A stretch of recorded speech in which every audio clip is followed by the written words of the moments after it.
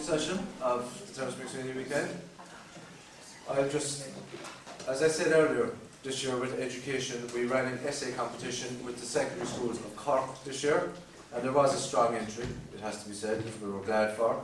The competition, the title was, "A Nation That Has Such Citizens Will Never Surrender. Who from Cork's struggle for Irish independence inspired you?" As I said already, we had a strong entry and our judges were highly impressed by all the entries they received, but 3 in particular stood out. So I'd just like to I'll just name them and a round of applause, I think. In the junior cycle, Eugene Grenville from the College in Maire.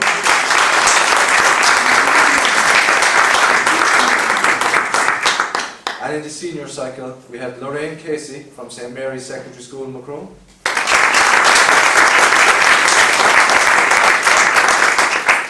And Patrick Kerry from OrLissarda again.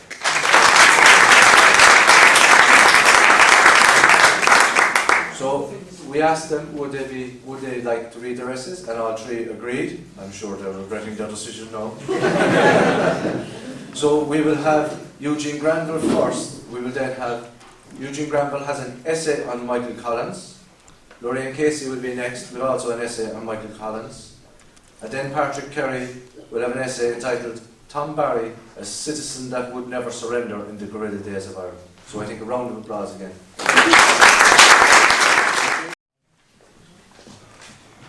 A nation that has such citizens will never surrender.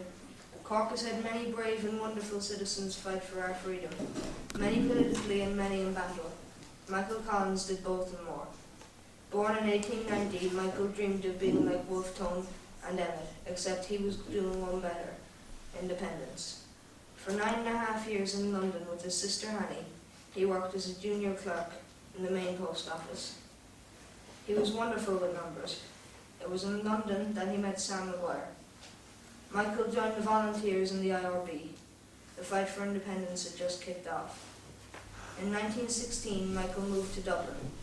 He got a job with the Plunketts. He got promoted to the rank of captain. He would have an important role to play in the coming war. Most people know the date, Easter 1916, when Irish volunteers took key buildings in Dublin. The GPO was headquarters. Michael Collins was in the GPO. He realised the war was doomed. When the rebels abandoned the GPO, Michael led a charge out of the GPO. The rebels surrendered. The rebels who weren't condemned to death were held in Frongach internment camp. Michael made connections with the guards and got cigarettes for the men. New men got higher up in the IRB. Michael made the Supreme Council. Everyone except Cathal Brugha said we need a new war. When Michael got back, he stayed in Dublin. He got work with Kathleen Clark. All the time he was planning the coming war. Groups of men would hide in the countryside and ambush the RIC and then melt back into the countryside. The War of Independence had started. This would be a war of ambushes and reprisals. In 1920, the most terrifying force in Ireland had arrived. Sent by Churchill to return law and order, they would follow no law. An ambush would result in many deaths. Michael, practically by himself, his genius tactics mixed with the bravery of the people, the tiny island of Ireland, beat the British Empire. Michael had achieved what no one else could: freedom for Ireland. The Irish Free State was formed after long negotiations in London. But this was not the end of the conflict. Some cried for republic. Michael said it was the freedom to gain freedom, but war was inevitable. For over a year the war waged, until one evening on Belnablaw, a shot to the head killed one of Ireland's greatest. Michael Collins inspires me because even when half the country was against him, he still did what was best for Ireland.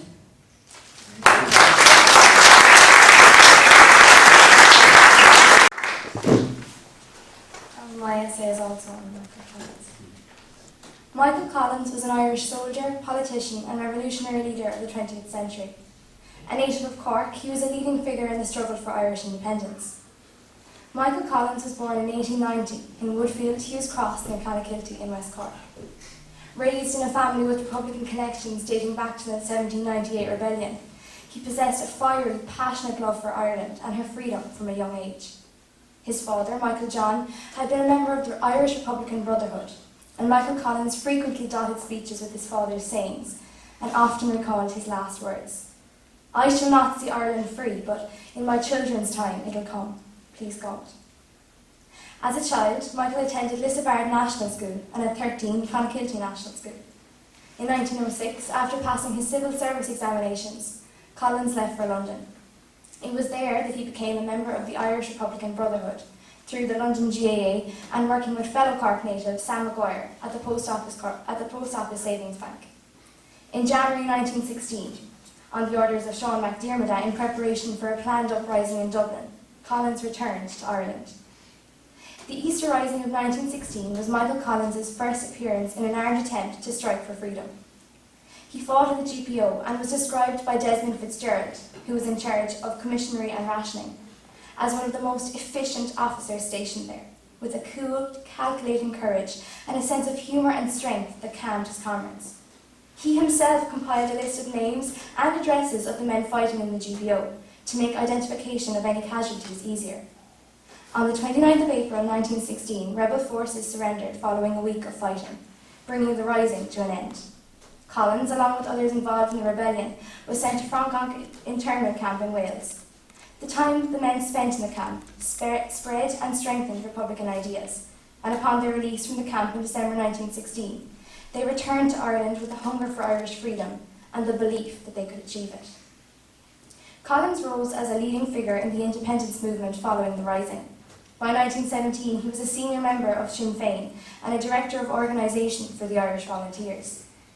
A kick-start to the fight for the independence came in the form of the 1918 general election, when Sinn Féin won 73 seats, holding majority in all but 4 counties.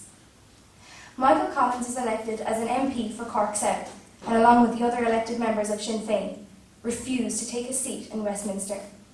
Instead, on the 21st of January 1919, they convened as Dáil Éireann for the first time. Before this meeting, Collins received a tip-off about plans to arrest members of the Dáil in overnight raids. He issued warnings to his colleagues, but he was ignored, and that night, members of the Dáil who dismissed the warnings, including Eamon de Valera, were arrested. The following April, Collins orchestrated the escape of Eamon de Valera from Lincoln Prison in England. Michael Collins was appointed Minister for Finance and successfully raised a national loan worth £372,000 to fund the struggle for independence.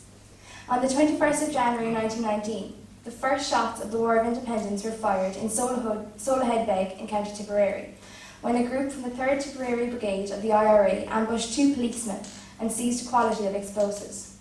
The War of Independence was now underway, and by the middle of 1919, Collins held the position of Minister for Finance, Director of Intelligence, Director of Organisation, and President of the Supreme Council of the Irish Republican Brotherhood. Determined not to repeat the military mistakes of 1916, Collins was responsible for the use of guerrilla warfare tactics that brought the British Empire in Ireland to its knees. He knew that the British Army would always outnumber his own, and instead took advantage of the knowledge of the countryside and the support of the local people his men had, developing flying columns and using ambush tactics. He created a sense of unease among British forces in Ireland. Collins and his men wore a uniform of the ordinary people and could spring from anywhere and be gone as quick as they could attack. Collins realised that Britain was blind without her spies, and by the end of 1919 he eliminated the British intelligence network and developed his own counterintelligence organisation. He organised a group of elite IRA men known as the Squad, and they were largely responsible for eliminating the threat from the G Division, a plainclothes division of Dublin Metropolitan Police concerned with detective work. He built up contacts with sympathetic staff working in government departments, and even went himself into the headquarters of British power in Ireland, Dublin Castle, to inspect police files. The War of Independence resulted in the Anglo-Irish Treaty of 1921. Michael Collins was part of the Irish delegation that went to England to negotiate terms and signed the treaty on the 6th of December 1921, a move which he compared to signing his own death warrant.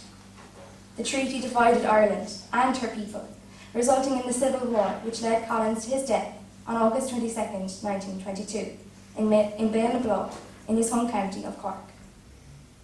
Growing up with a love for history influenced by my father and late grandfather, Michael Collins has been a hero of mine all my life. His courage, wit, confidence and passion make him an inspirational figure. The backbone of the movement for independence, he was a driving force that put ideas into action. He was a dreamer, but a dreamer with the determination to make the free Ireland he envisioned a reality. The passionate sense of pride he felt for his country, along with a firm belief and confidence in the Irish people, make him, in my opinion, one of the greatest leaders Ireland has ever known.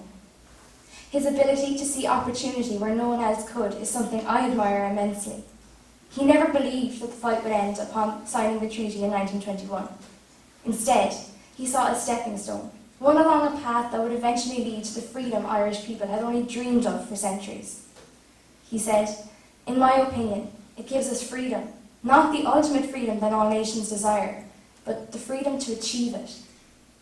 His belief, determination and unwillingness to give up, even when his people were divided, make Michael Collins an inspiration not just for me, but for all Irish people.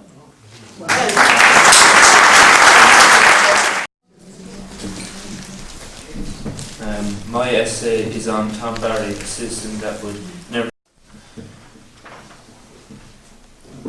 Tom Barry was one of the most important figures within Ireland's struggle for independence and played a pivotal role in organising and directing the armed struggle in County Cork. While much has been written about Tom Barry, in my opinion, he never really received the accolades that I believe he deserves, such that he correctly stands alongside household names of other Irish patriots involved in the struggle for Irish independence, like Michael Collins, Eamon de Valera, Harry Boland and others. Tom Barry was born in Kilmurry, County Kerry, on the 1st of July 1897. He was the son of Thomas Barry and Margaret O'Donovan. His father was an RIC, Royal Irish Constabulary officer, and his mother was a housewife. Tom was the second of 14 children and attended the local boys' national school. Academically, Tom was very bright and loved history. He was a good athlete and played Gaelic games. His father left the RIC in July 1907 and opened a shop in Rosscarbery, County Cork. His parents could not afford to send him for further education, but his aunties, recognising his ability, financed his education in Mungret College, County Limerick. Later, Tom's family moved to Bandon, County Cork. When he was 17, he got a job as a clerk. However, Tom craved adventure and joined the Royal Field Artillery in 1915 to fight for Britain in the Great War. His battalion was sent to and was gassed in action while stationed in Basra. He returned to action following his recuperation in Woolwich Hospital. After his return, however, Tom became critical of British attacks on Oxy's defences and of the high death tolls associated with planned engagements like that at Gallipoli. Tom learned through war news that the Irish had staged a rebellion for Irish freedom in 1916.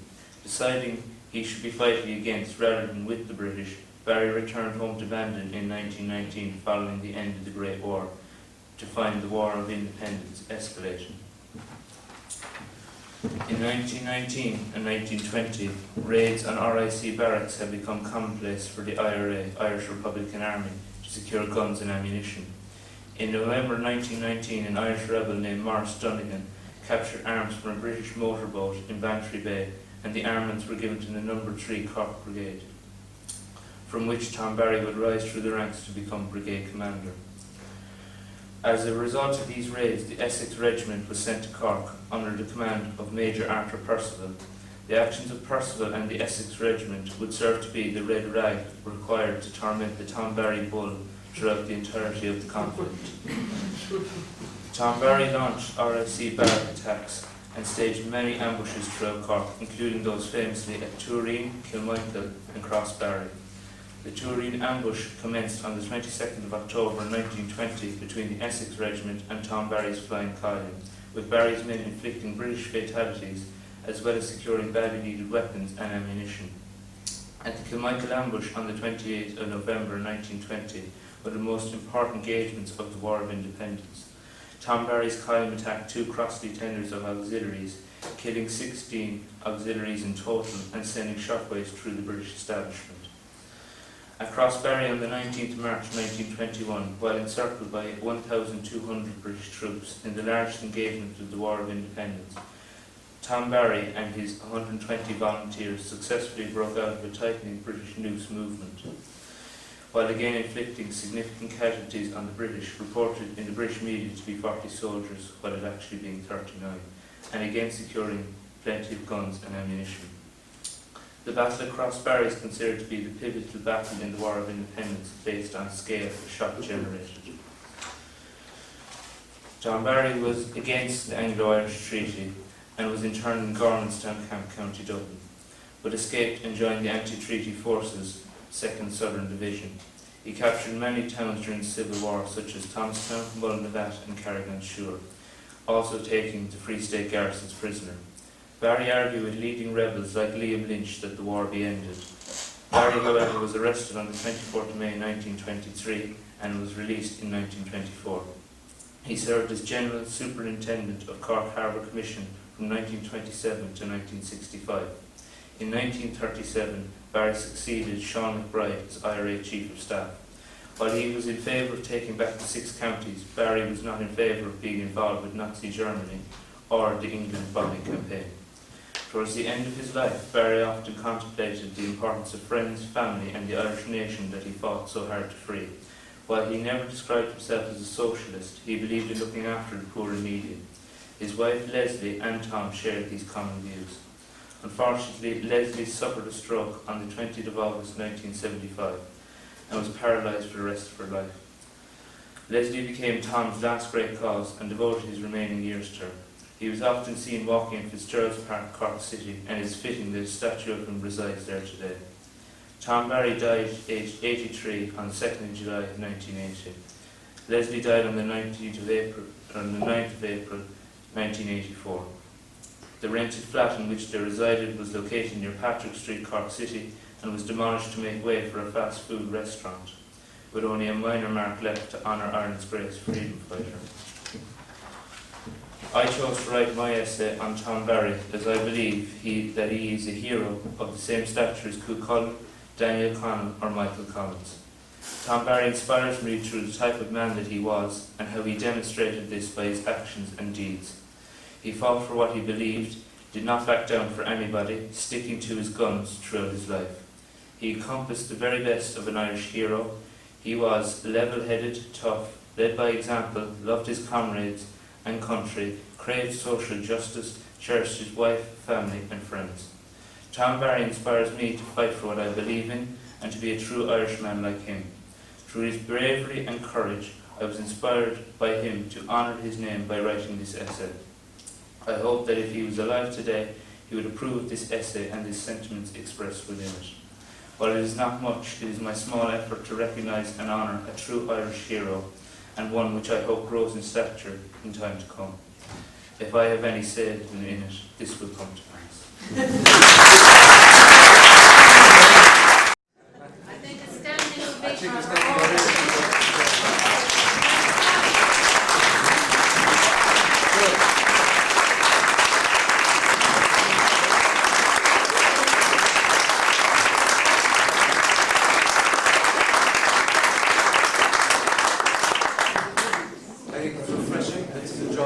That history has been taught so well in certain schools, and that our young people still have such a keen interest, and in not in only understanding our history, but clearly researching it as well. Yeah.